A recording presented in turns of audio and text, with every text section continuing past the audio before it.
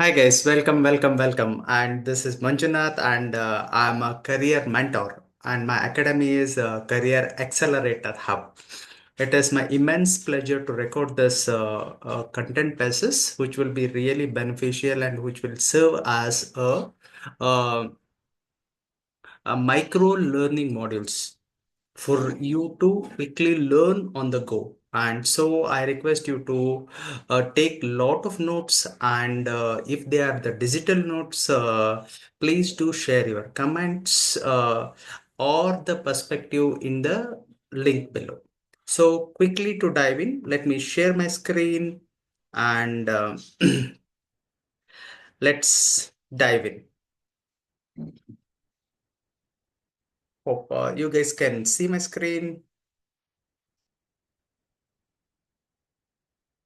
And quickly to just to dive in, today I'll welcome you for the yet another series of this micro learnings, which is nothing but lead like a pro. So before we jump into it, as a regular practice, it is my passion to create values, and my mission statement in life is my mission in life is to empower 100,000 working professionals to build strong personal brand as a risk mitigation for job insecurity through my unique agile model to achieve career clarity, financial freedom, and personal growth to live happy and self-dependent life. Okay. Now coming to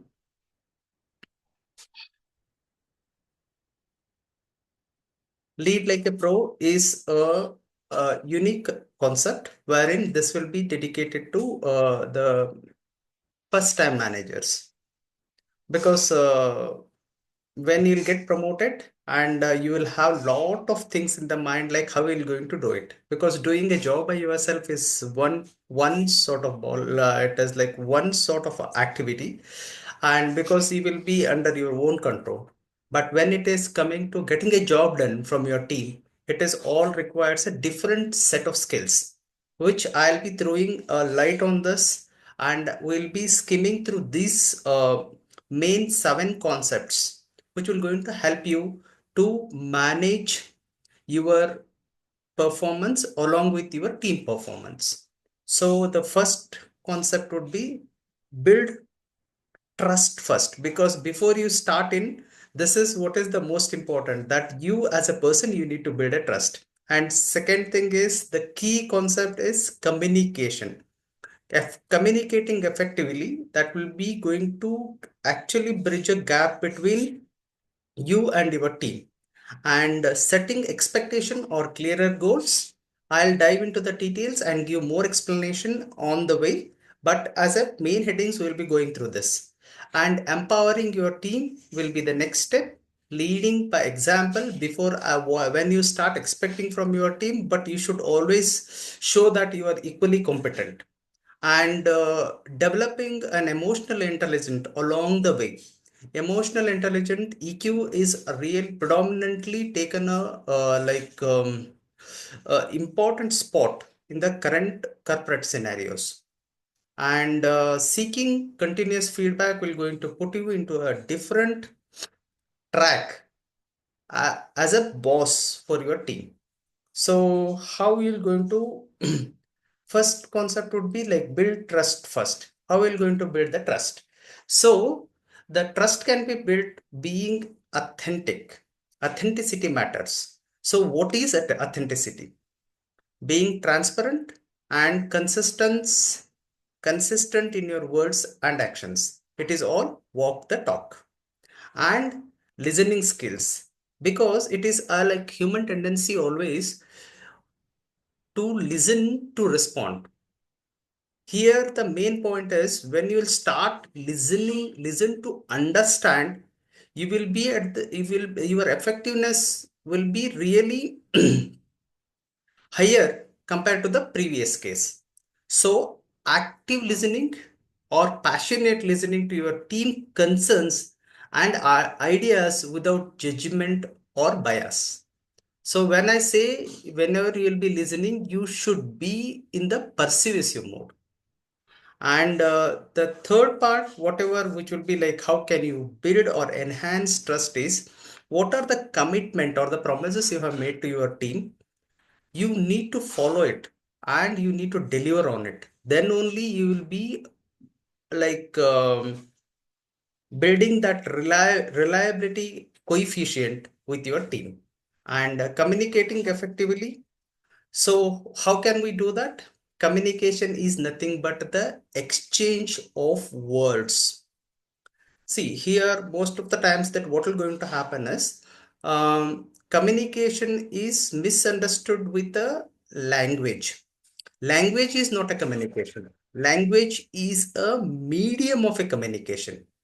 You will be communicating verbally, non-verbally. As per the standards, it has been assessed that verbally we will be communicating only 70%. We'll be communicating only 30%. Remaining all 70% of the communication happens non-verbally, which is through your body language. I'll be making a separate video on this non-verbal communication, which will be predominantly will going to have an impact on your career as a large. So, getting to a communication, the big thing is you will always exchange in terms of words. So, treat words as a living entities because these are the currencies which you will going to use frequently to exchange your ideas or the information that whatever you need to pass on to your team. So, how we will going to do that? The first point is the clarity, and clarity can be built in with a concise your instruction and expectation. Clarity is like how clear you will be and taking feedback whatever they have understood from your communication. That will be the key. And open channel of communication. It is always see, it is always tough to get a feedback from your team being their bosses, being their boss. But if you are like bit approachable and you can still yeah, build or push your maturity level to the level wherein they will be open for a feedback, that will be like nothing like that. Actually can go a long way. And empathy is the next part, whatever you will going to really have. You should empathetic, see, I'll put it in this way. So empathy is something which you will really make you as a passionate or a active listener. So empathetically listening will going to really help you more to get the perspective, get the scenarios, and you will be in a position to take better decisions. As the fundamental for all the aspects is setting up clear goals. The setting up clear goals, even so, we might have like seen this or about the SMART goals. It is always specific, measurable, attainable, realistic, and time bound. Because how much time you will going to spend on the SMART goals will going to really help the team to achieve them and deliver things as per commitments.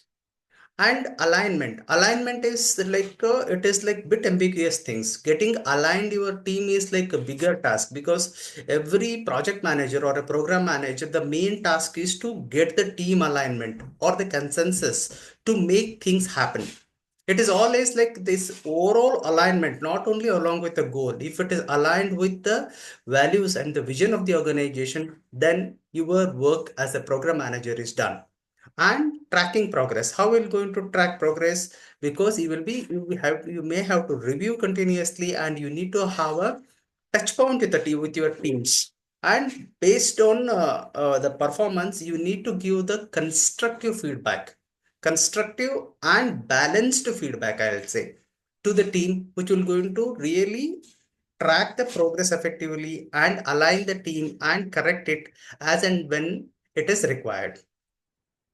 And as a boss, how you will going to like uh, show direction to your team? It is always like it depends on something like how are you going to empower them?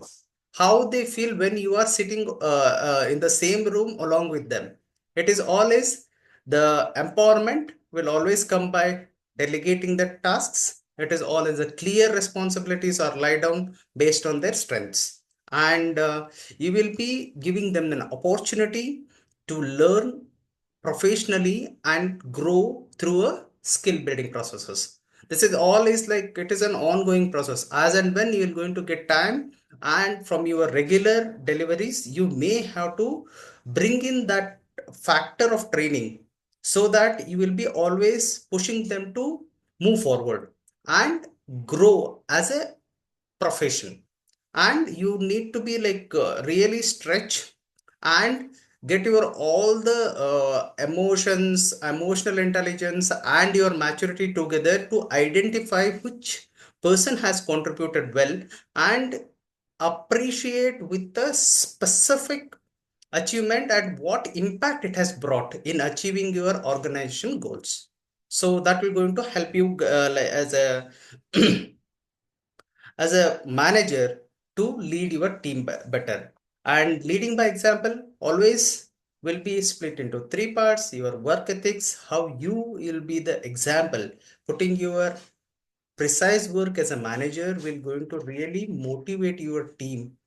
And that is precisely is a definition of lead by examples. And like maybe the work ethics, you can demonstrate discipline and commitment to the work. And next is your how adaptable you are, how flexible you are in the face of challenges. Especially this all the leading by example will going to come to defend your team in the face of challenges. You should always stand with them to build that first point, that is the trust, so that if you are there with them, then definitely they will be performing better. And integrity, no matter what, uphold the team moral. That itself will going to really add value to you and the organization as a manager or the lead. This is what you make you from a regular lead to a pro level. And developing emotional intelligence, this is an ongoing process. It is always depends, the starting point will be the self awareness. It is always like you may have to start consciously looking at oneself, like in a precisely in a stress situation. It is not in the regular situation, in the stress situation as a person how you will behave. Note on those points. If something is like really bothering you, taking it from your mind and putting it on your regular scribbling pad or a note will going to really establish that anxiety, or to precisely quantify it whether it is worth worrying or it is not worth worrying.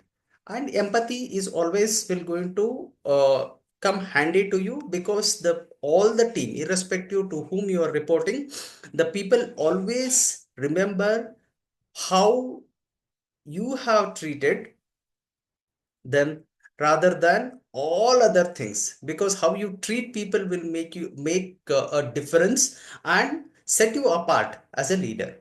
And conflict resolution is a day in and day out fight. And addressing the conflict, there are four parts to it. It is to put it in a very simple way. The first one is I win, you lose. Most of the thing in authoritative environment, the people used to adopt this technique. And the second thing is you win, I lose. If you are there in a position to make that compromise, you can adopt these techniques. And the third is like there is a one-to-one alignment, and the technique would be like we both win 50% each. And the like fourth technique is the ultimate one. Your all effort, knowledge, experience, everything need to be put to make a conflict and bring out the win-win for both the things. So that will going to add value to your team. Win-win conflict resolution is is identified as the highest degree of achieving and executing any activities and bringing the conflicts down and seeking continuous feedback. So one tip whatever I can give is, you need, if you would like to improve or if you would like to understand your black spots or the blind spots. So you should always receive the feedback either from your team, your managers, or your peers like a gift. Then only you will identify what and all the areas that you need to improve as a person. So in some of the organization, they always endorse on this 360-degree review systems, and this all the stakeholders or the your peers or the colleagues all will be in a position to give you the feedback in this system. So this brings in lot of effectiveness and put the people really in the comfort, be it be like reportee or the manager. And open-mindedness is constructive criticism as a path to improvement. That is what is like, it will going to help you to identify your own blind spots and acting on a feedback. If what the feedback is is given to you and what are you doing, it will going to really benefit you as a person. So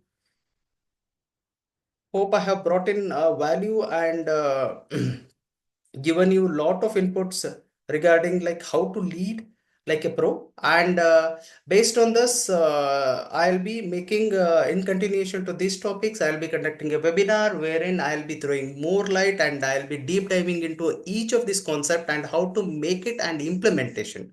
Main part is like in this video we have learned about what and all are the main concept and how to make it happen and what are the processes I'll be conducting into my webinar.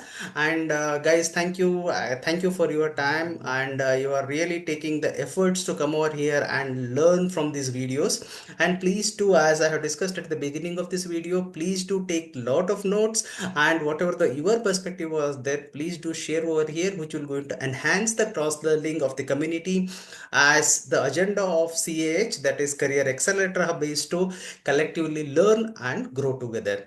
And I request you to follow me on the Facebook, LinkedIn, and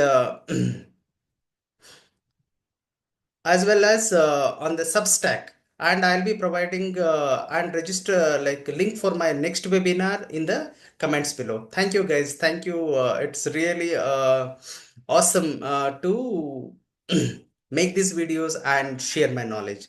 Thank you.